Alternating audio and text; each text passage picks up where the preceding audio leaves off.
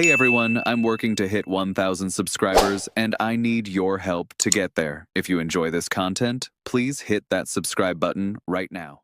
What happens when loyalty collides head-on with cold, ruthless logic? It's the kind of moment that defines franchises, the kind that keeps front offices awake at night and fans refreshing their feeds at dawn.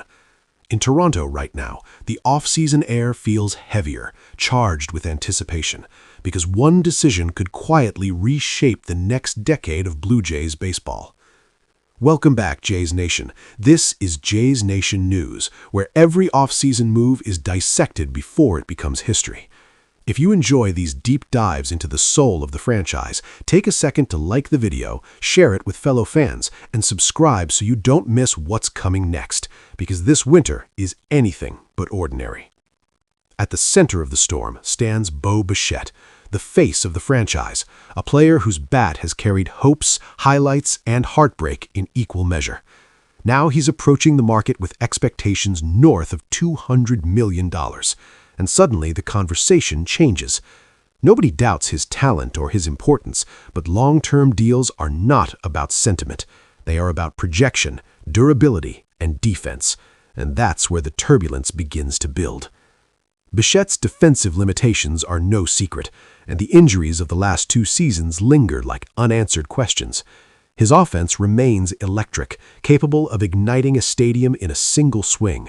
Yet when contracts stretch into the future, the front office must imagine not just the player he is, but the player he might become. Aggression has already been shown with the acquisition of Dylan Cease, but aggression does not mean recklessness. And this is where the story takes a fascinating turn. Behind the scenes, a Plan B has begun to whisper its name, and that name is KETEL MARTE. It sounds bold, almost audacious, but the logic is undeniable. Marte is tied to one of the most team-friendly contracts in baseball, with years of control at a fraction of the cost Bichette is projected to command. In a league obsessed with value, that matters. Marte brings something different to the table: defensive reliability, physical stability, a quiet consistency that doesn't fade when the lights burn brightest. Offensively, he's no compromise either, producing elite numbers year after year, as if time itself has forgotten to slow him down. He doesn't just fill a position, he balances an infield, like a keystone holding an arch in place. Of course, nothing this good comes cheaply. Arizona would demand real assets, prospects that carry their own futures. This isn't a simple deal, and that's why it remains an alternative, not the opening move. But the equation is tempting. Half the money, fewer questions, and comparable impact. So, as winter meetings approach and negotiations evolve, Toronto stands at a crossroads.